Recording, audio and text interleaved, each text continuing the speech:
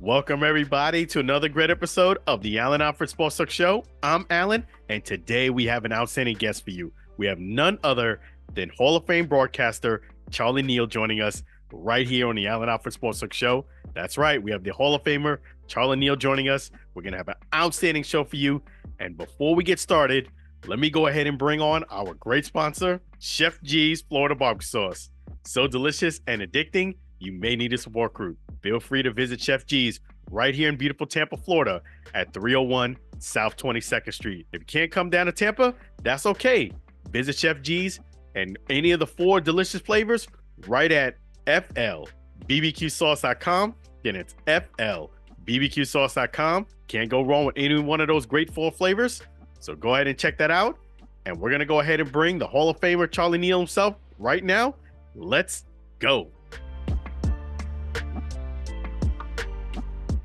Welcome, everybody, to another great episode of the Alford Sports Talk Show. Joined by absolute legend here today, and also joined for Black History Month. So we have a special guest. He's a broadcaster for over 40 years, and Charlie Neal. How you doing? I'm great, Alan. How are you this morning? Doing wonderful. Thank you for asking. Thank you so much for joining us. And I guess I got to start first with the Super Bowl. What your thoughts on that game last night? Great game.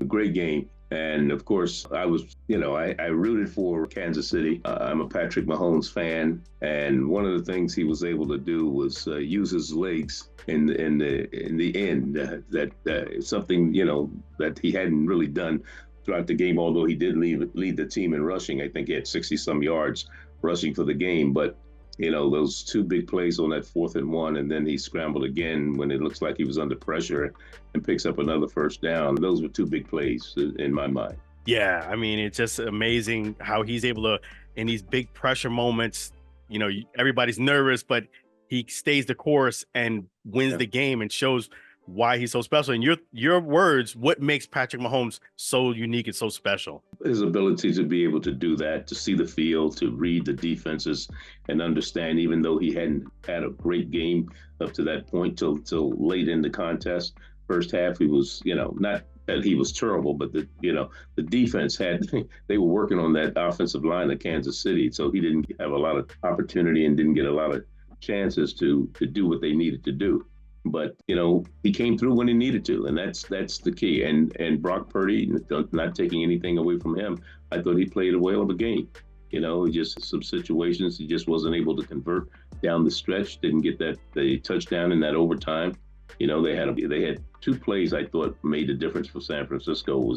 One was the muff punt, where the punt hit the kid's leg and they were unable to recover. Kansas City was down at the time, and they were able to pick the ball up and score on the next play. And then late in the game, they had another situation where they were able to come back and do what they needed to do to win the game. And that's the key, taking advantage of opportunities when they're presented to you. And that's what Kansas City was able to do. And of course, you talk about Andy Reid, the touchdown pass, same play at the end. He held that all game, seen that all game. And, that was unfortunate for them, for Kansas City defensively. When you're down inside the 5-yard line, that close to the goal line, defenses are basically playing man-to-man as opposed to playing zone. You have to play man-to-man. You can't, because somebody's going to be open if you don't. And they just called the right play. Kelsey, they thought they were going to go to him. And, of course, he had a big play on that whole drive also. And they didn't get the ball to him, and they got it to the other young man who caught the touchdown pass. So, that's it. Kansas City, all the credit. They did what they needed to do, and they come out with a Super Bowl win, and congratulations. Yeah, exactly. They did what they had to do, and they came out victorious. And I just wanted to get your follow-through on Brock Purdy. I know he gets a lot of criticism saying that he's a game manager. What are your thoughts on Brock Purdy when people say that? Well, all quarterbacks have to manage the game. That's their job. As a quarterback, you have to manage the game. You can't be throwing interceptions and things like that. I didn't think he did anything that hurt the team. I thought Brock Purdy, did what he needed to do. The offensive line protected him for the most part. He had a couple situations where they, like I said, they just couldn't get the job done. We talked about the muff punt, and then we had the block extra point. Those were 2 big plays in the game against San Francisco. But Brock Purdy, He doesn't bother me in any way, shape, or form in terms of his ability to play at this level. I thought he did a fantastic job. He did not do anything to hurt the 49ers. The only thing is, like I said, they weren't able to get in the end zone in a couple situations, especially that first drive in overtime. They get the ball to start the overtime, they get down and they have to settle for a field goal. And, that happens. So. Yeah, exactly. No, I appreciate you going through that with me. And I really wanted to hear your journey. You started with a lot of people who don't know that our generation now, BET. And talk about how did you get started in broadcasting, starting with BET? Well, actually, it started before BET. I started as a radio disc jockey in Philadelphia, and then in Durham, North Carolina, and then in Washington, D.C. And in Washington, D.C., I worked at the local radio station and then got into television, working at a local TV station doing sports on the weekends. So I was DJing Monday through Friday and doing sports on the weekend at NBC station in Washington, D.C. on the weekends. So that's how it started there, and moved from there to Philadelphia, worked at a TV station in Philadelphia, which is my hometown, then worked at a TV station in Detroit, Michigan. And that's when I first met Bob Johnson, who was in the process of putting together Black Entertainment Television. And that was in 1980. But prior to that, I had been doing television for about 8-9 years, but on a local basis. I covered the Lions. I did their preseason games. I did Big Ten basketball. So I did a number of things prior to Black Entertainment Television coming along in 1980. But Bob Johnson founded BET in 1980. I was, like I said, working in Detroit. He called me. I didn't know Bob from the Man in the Moon. And he called me and he says, "Hey, your name was given to me. This is what I'm going to do, or trying to do and want to do. And I want to talk to you about and see if you'd be interested in being a part of it." And so we met, and we sat down and we talked about his vision for Black Entertainment Television. And I was a firm believer in what he was trying to do, because I knew it was a place for it. The HBCUs, sports-wise, were not getting a lot of publicity. They were not getting a lot of airtime on the three major networks. At that time, you're only talking about ABC, NBC, and CBS.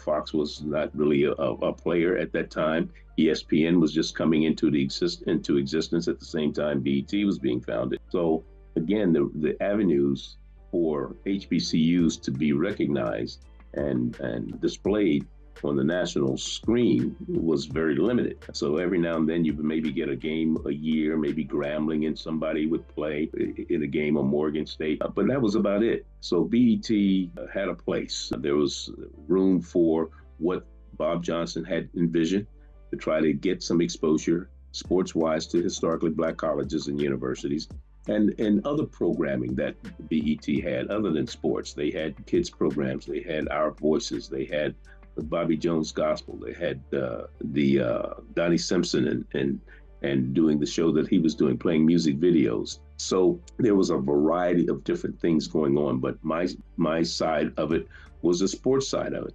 And we did our first game in September of 1980, and it was South Carolina State and Delaware State up in Dover, Delaware. So that was the start of what was happening with BET. And of course, that went on for 20 plus years until Bob decided he was going to jettison sports for whatever reason. I kind of know what the reason was. It all came down to dollars and cents. You're in business to make money.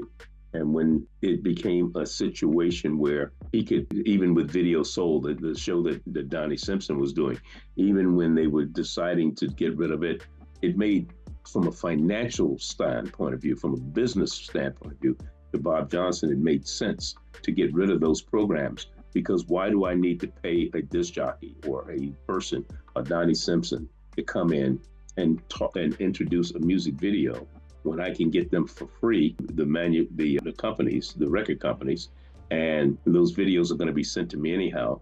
And I don't need anybody to sit there, and because I can do automation, it will automatically play the video, the music videos, and people are still watching. So I can get rid of that salary. I can get rid of sports, because sports is not a cheap product to produce each and every week. If you're talking about putting together a crew to broadcast a football game, you have a production crew. You have to have a production truck that you have to travel to the site. You have to have directors, producers, technical people, audio people, cameramen, graphics, all of these things. You're talking maybe 25 people on the crew for every game, not counting your announcers that you have to travel to the site. So you can cut that back, save that money, and still play those videos, which you're still getting that same advertising dollars for that you don't have to spend out each and every week to produce a game. So that, like I said, that went on. But again, the great exposure that the schools received over those years had put a lot of them on the map. I got a chance to see the Rick Mahorns and the Jerry Rices and the Willie Tottens and Eddie Robinson. I mean, you name it over the years, whether it be football or basketball and even some of the other sports that we did. Plus, we were able, one of the things that BET did, we covered all these major sports. We had a platform at the Super Bowl, at the NBA All-Star Game, at the NBA Championships, at the baseball Major League World Series. We were covering those. The Super Bowl, we were doing those things in addition to. Plus, I had a talk show called the Budweiser Sports Report. It aired every Saturday, and we had the Mike Wilbons and the Dave Dupree's and people that would come and sit down, and we would talk sports, and eventually ESPN came up with a show which kind of was an off-take of what we were doing called the Sports Reporters. Ours was called the Budweiser Sports Report. So we did a lot of different things at BET over the years, and I'm very proud of that. Yeah, I mean, you got a chance to cover some of the greats, Jerry Rice, as you mentioned, and Doug Williams. How was that, covering some of the guys that people are revered nowadays, Jerry Rice as well as Doug Williams? Oh, it was great.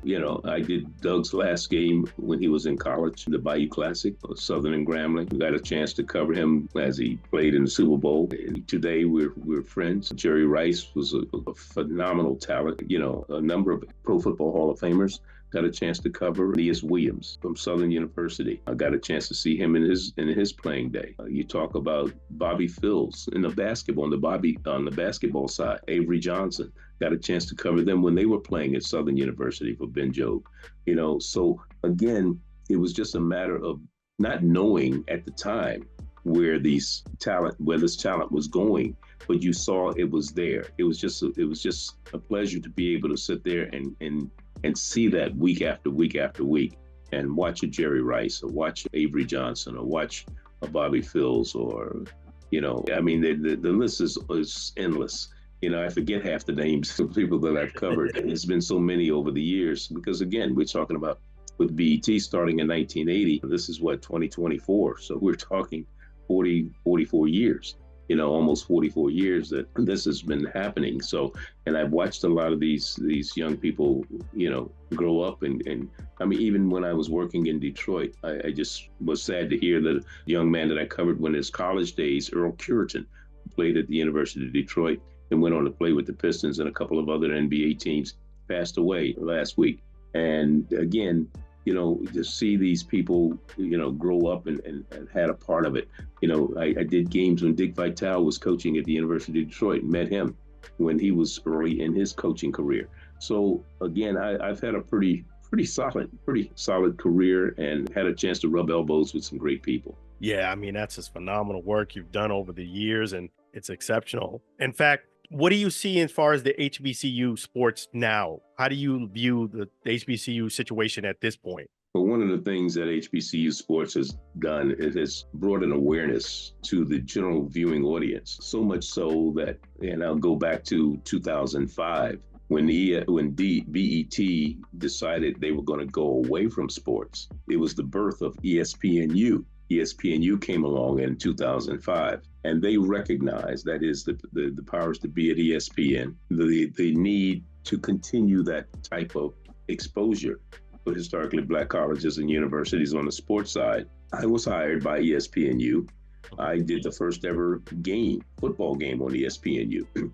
It was Benedict College in Morehouse. Denzel Washington's son, J.D. Washington, was playing for Morehouse at the time. And that was what ESPNU started their journey dealing with historically Black colleges and universities. So we did games every week. We were doing Thursday games, Saturday games. I mean, I was doing a Thursday game here, and right after the game was over, I'd get on a plane and go to the next city and do a game on Saturday, come home, and then start all over again. So that went on for a couple of years, whereas as ESPNU was starting to get their feet wet.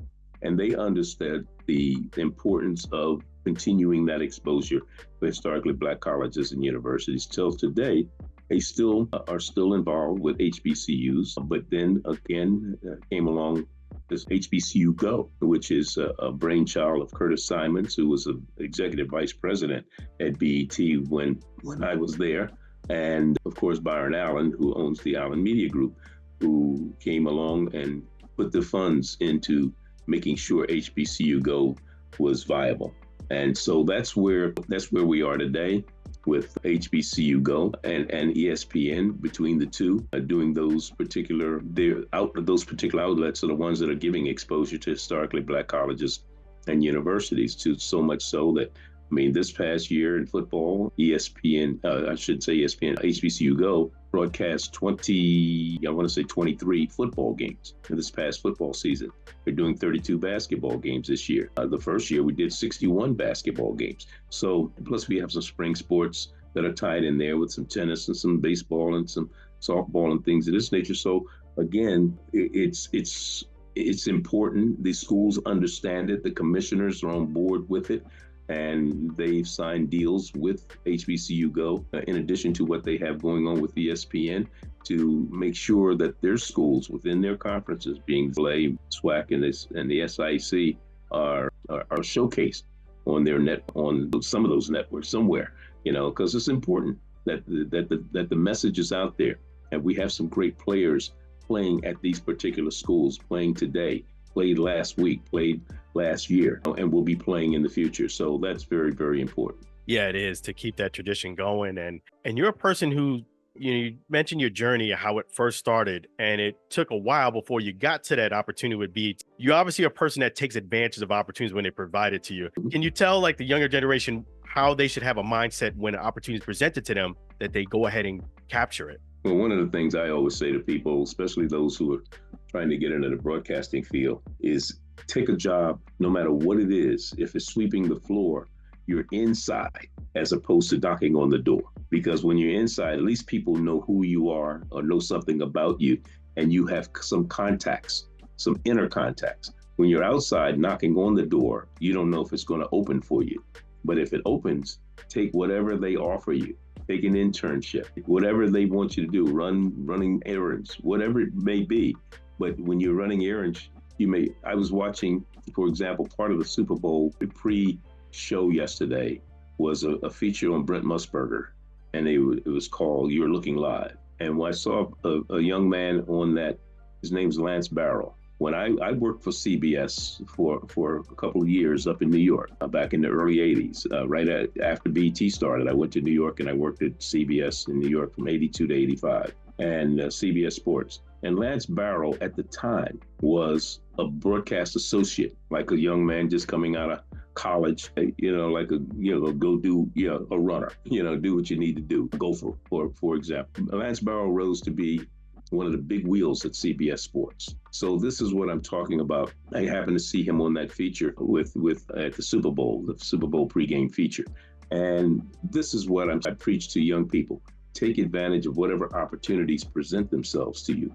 Don't worry about at this particular point how much money I'm going to make. Just take advantage of it. I remember I worked at Turner for a while, doing the NBA and things of this nature back in the 80s, in the mid 80s.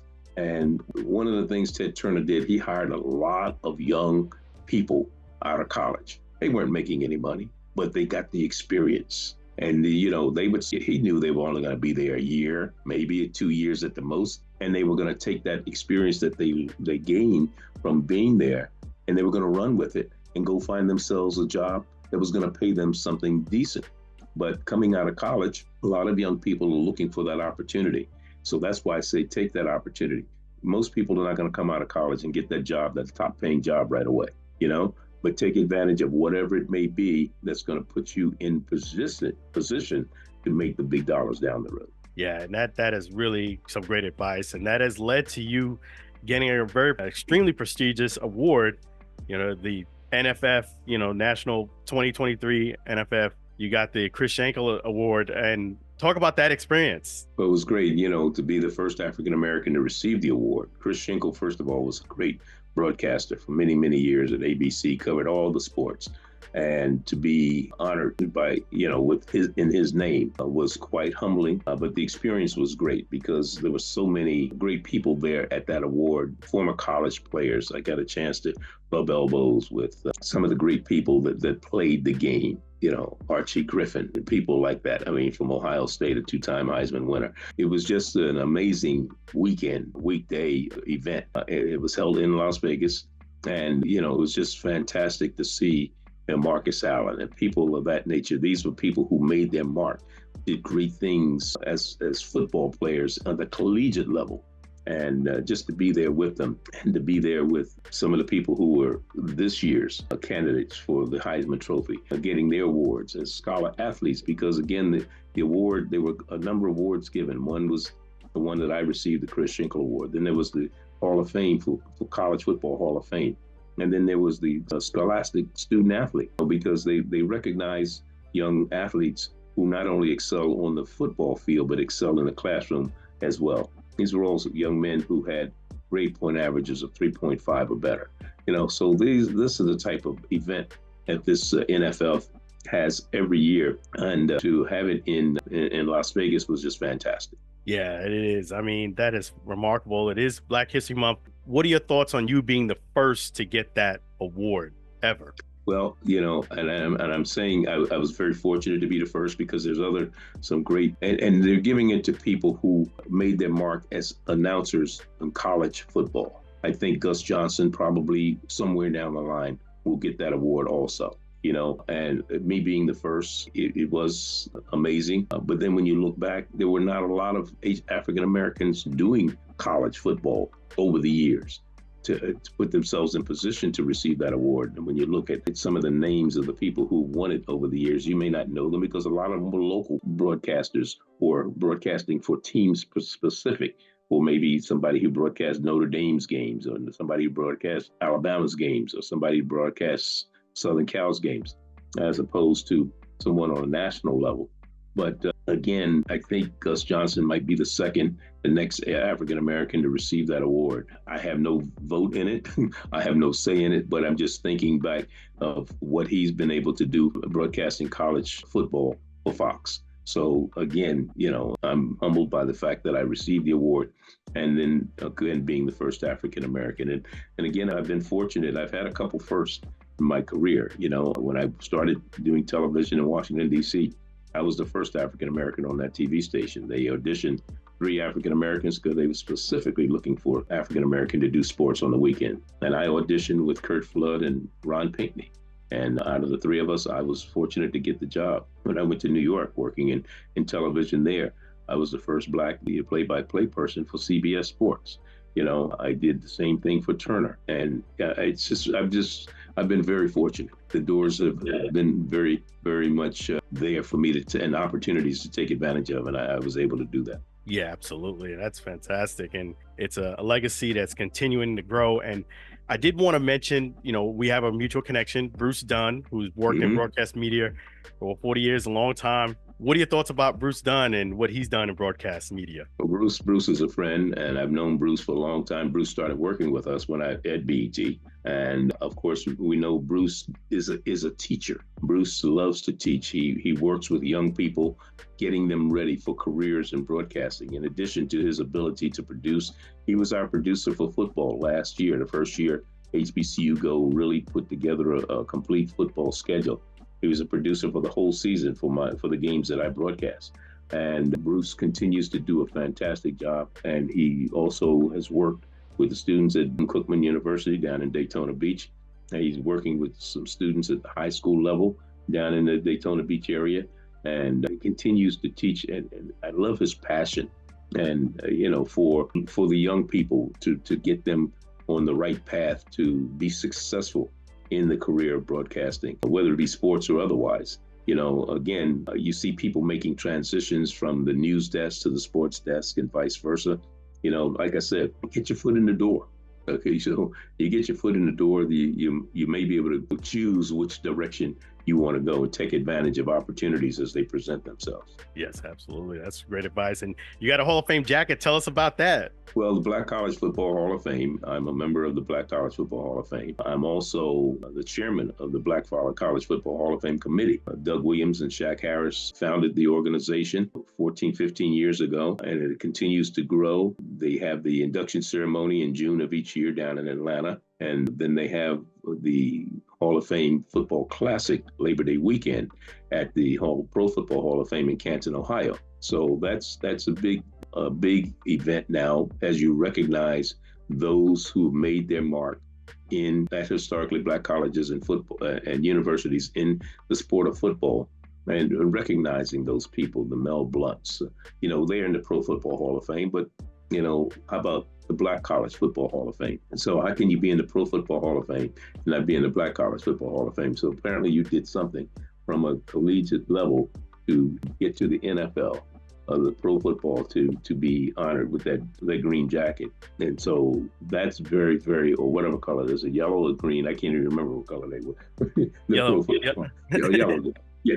So that's very, very important. And, like I said, every year they induct new faces. Joe Adams, 747, is going in this year. Juan Bethea, Raymond Bryant, those are just three of the names that are being honored, will go in this year into the Black College Football Hall of Fame. But like I said, the list, Jerry Rice is in there, Willie Totten's in there, E.S. Williams is in there. I mean, Robert Brazil. You just go on and on and on, and some great names. Plus your coaches, you got Willie Jeffries, and you have Marino Cassim and Eddie Robinson and Earl Banks. I mean, some great names in coaching also in the Black College Football Hall of Fame. So again, you recognize that. And I was thinking not long ago, maybe someone will come along and start a Black College Basketball Hall of Fame. There are a lot of great coaches, Big House Gaines, of course, Earl Pearl Monroe, people like that are in the Basketball Hall of Fame. But we recognize those from historically Black colleges and universities that have made a mark at the collegiate level. And, when we say that, you didn't necessarily have to go on and play at the next level to be recognized as a Black college football collegiate, because it's what did you do for your school? When we talk about and look at voting for the next inductee into the Black College Football Hall of Fame, what did they do as a collegiate to be recognized? Because everybody that played collegiate ball did not go on and have great pro football careers or pro football careers at all. I'll take Willie Totten as a perfect example. He had he broke all kind of records when he was at Mississippi Valley throwing the ball to Jerry Rice, yet he didn't really get a nibble in the NFL. But he's deserving of being in the Black College Football Hall of Fame. So that goes on, on a regular basis. And that's one of the things we take a look at. What did they do as a collegiate at an HBCU to warrant them getting into the Black College Football Hall of Fame? Yes, that's outstanding. And I imagine you're going to be at those events there so people could see you there. Yes, I will. Plus, they put together the Legacy Bowl, which is a game which will be played February 24th down in New Orleans, Louisiana, at Tulane Stadium, which we recognize the draft eligible players that played at HBCUs this past season. So there's 60 players from each team, the Gaither team and the Robinson team, and they will play. Plus the NFL will have a combine to look at young people, these young players, these young men, and look at what they may be looking at in terms of what these teams want and need to going forward for players being drafted coming up or signed as free agent when the draft comes up in April. So again, the Legacy Bowl is an offshoot of the Black College Football Hall of Fame. In addition to, and I forgot to mention that in Canton, Ohio, the Pro Football Hall of Fame is putting together a wing for the Black College Football Hall of Fame in the Pro Football Hall of Fame in Canton, Ohio.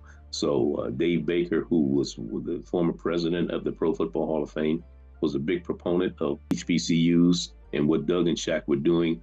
And he spearheaded and started that relationship with the Pro Football Hall of Fame and the Black College Football Hall of Fame. Wow, that's outstanding. So definitely we're going to keep people in tune with that. And how can people follow and keep up with all these great events in yourself? Well, you got HBCU Go, just go to hbcugo.com and they can find what's happening out there.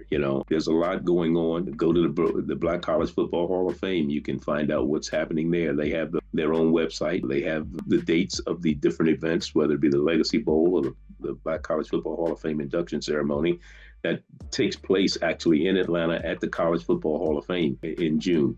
So those events are not hidden. They're out there. If you just go to the websites and they can give you dates on when these events are taking place. Awesome.